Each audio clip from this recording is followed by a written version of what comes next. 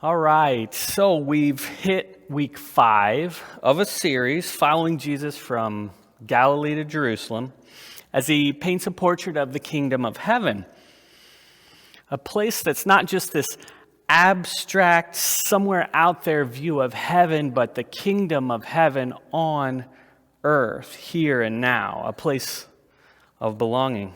And last week we heard the story of the woman caught in adultery, and found that Jesus did not condemn the woman, but he did condemn something. He condemned the mob mentality. And not only that, we found out that Jesus always protects the outcast, the forgotten, and the humiliated, and no matter what they've done or who they are. It's the type of love we're called to emulate, and the type of love we can receive. This week we come to what might be, I think, the most famous parable of all time, the story of the prodigal son in the Gospel of Luke chapter 15. But before we go there, let's take a look at something.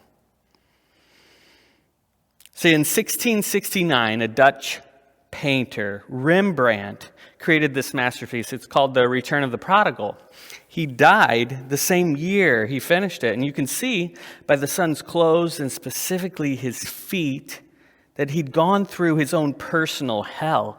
And his head was shaved like a prisoner.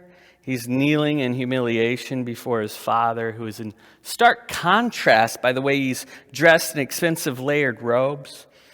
And it might be hard to see, but Rembrandt seemed to highlight the father's hands by where the color and the light focuses. And if you look close at the hands, you might notice something strange. And it's something many people have noticed over the years. His left hand looks masculine, while his right hand looks feminine. It's highly possible Rembrandt was expressing the fatherly and motherly nature of God's unconditional love. And Brian Zond, in the devotional I'm reading, says the parable of the prodigal son brims with theological significance. It means a whole lot in understanding what God is like. Jesus shows us that the heart of the Father contains no wrath towards sinners, but overflows with gratuitous love. So let's go to Luke 15:11 through 32, now that we've seen that incredible image, an incredible portrait, and the parable of the prodigal son. Verse 11, to illustrate the point further, Jesus told them this story. A man had 2 sons. The younger son told his father, I want my share of your estate now before you die. So his father agreed to divide his wealth between the 2 sons. A few days later, the son packed everything up, his belongings, and he moved to a distant land, and there he wasted all his money in wild living. About this time, his money ran out. A great famine swept over the land, and he began to starve. He persuaded a local farmer to hire him, and the man sent him into his fields to feed the pigs. And the young man became so hungry that even the pods he was feeding the pigs looked good to him, but no one gave him anything. When he finally came to his senses, he said to himself, at home, even the hired servants have food enough to spare, and here I'm dying of hunger. I'll go home to my father and say, Father, I've sinned against both heaven and you, and I'm no longer worthy of being called your son. Please take me on as a hired servant. Now, I've shared my own personal story over the past year of really messing up as a 19-year-old, thinking I'd ruined the life of my then-girlfriend, now wife, Chrissy, and then in turn making the journey from northeast Indiana to southern central lower Michigan to face Chrissy's father. And I was in the car all alone. I was rehearsing the prodigal son's confessional plea. I've really messed up and I'm not worthy of your forgiveness. I wonder if anyone else has ever done that before. Back to Luke 15. Now we're to verse 20. So he returned home to his father. And while he was still a long way off, I love that, while he was still a long way off, which tells us that the father was looking the whole time for his son to come back. While he was still a long way off, his father saw him coming, filled with love and compassion. He ran to his son, embraced him, and kissed him. His son said to him, "Father, I've sinned against you and heaven. I'm no longer worthy to be called your son." He said the thing he had rehearsed on the way.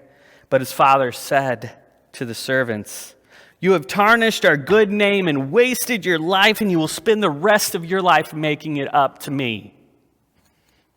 Just kidding.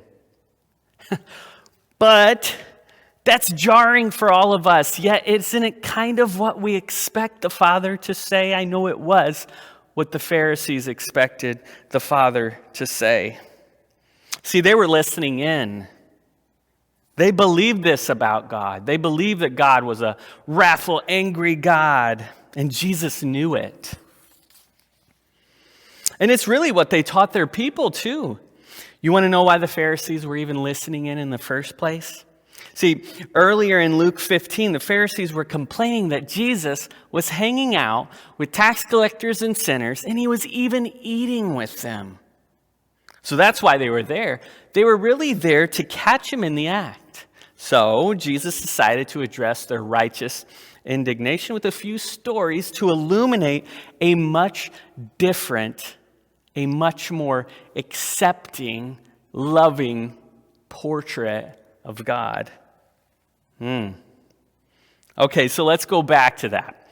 But his father said to his servants, what? He said, "Quick, bring the finest robe in the house and put it on him. Get a ring for his finger and sandals for his feet, and kill the calf we've been fattening. We must celebrate with the feast. For this son of mine was dead and now returned to life. He was lost, but now is found." So the party began. Hello. Can you think about this? The party began? This is not what this son was expecting at all. Can you imagine the shock?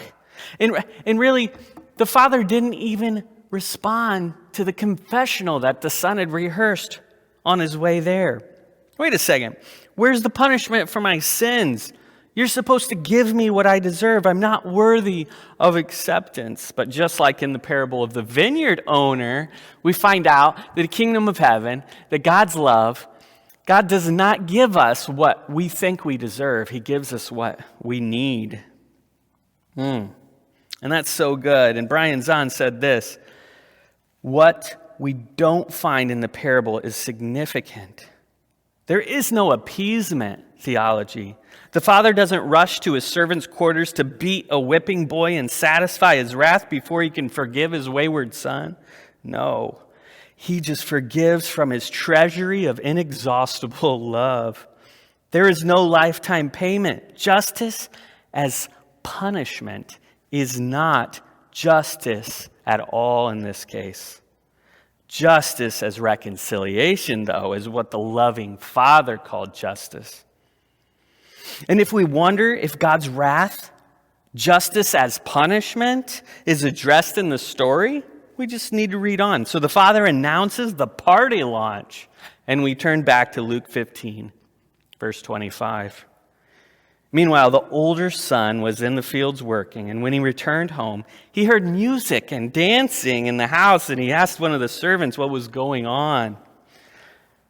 "Your brother's back," he was told, "and your father has killed the fattened calf. We're celebrating because of his safe return."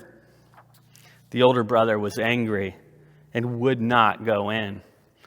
His father came out and begged him, but he replied, "All these years I've slaved for you and never once refused to do a single thing you told me. And in all that time you never gave me even one young goat for a feast with my friends. Yet when this son of yours," I'm assuming there was some cursing going on there, comes back after squandering your money on prostitutes, you celebrate by killing the fattened calf." Right. I know, where's the punishment, Father? That's what I'm thinking. Where's the punishment? But his father said to him, "Look, dear son, you have always stayed by me. Everything I have is yours. We had to celebrate this happy day, for your brother was dead and has come back to life. He was lost, but now he's found. See, the only wrath here is the Pharisee-like older brother, not the God-like father. If you were here when I shared my story less than a year ago, you might remember that Chrissy's father shocked me too. As I faced him for the first time, anticipating a father's wrath, and expecting it, deserving it, he looked at me and he said, "When I look at you, I can't be mad. When I look at you, I can't be mad." Game changer for me. My entire life, I've referenced that point. It was pretty much this clicking point, this point of discovering or rediscovering the unconditional love of God through a human being, which is what we're all called to do in the kingdom of heaven on earth. Henry Nouwen says this in his book, The Hands of the Father, possibly referencing the Rembrandt portrait. He says this: "As I look at my own aging hands, I know that they have been given to me to stretch out toward all who suffer, to rest upon the shoulders of all who come, and to offer the blessing that emerges from the immensity of God's love." The question I have for us all today, all of us today, is, do we believe in the unconditional, non-judgmental love of God? Or do we believe in a conditional, angry, wrathful God? I'm going to tell you, we have permission to reject this view of God. Why? Why am I just saying that? Well, I'm not, because when we view God through the lens of Christ, God incarnate, God in the flesh, God with us, we encounter an extravagant love that gives us what we need, not what we think we deserve. God's love is unconditional and non-judgmental. And it is dripping in the stories that Jesus is telling us all today. The prodigal son believes he is unworthy, that he deserves punishment, that he deserves to be cast out of his family, but the Father gave him what he needed instead. And what was that? A party.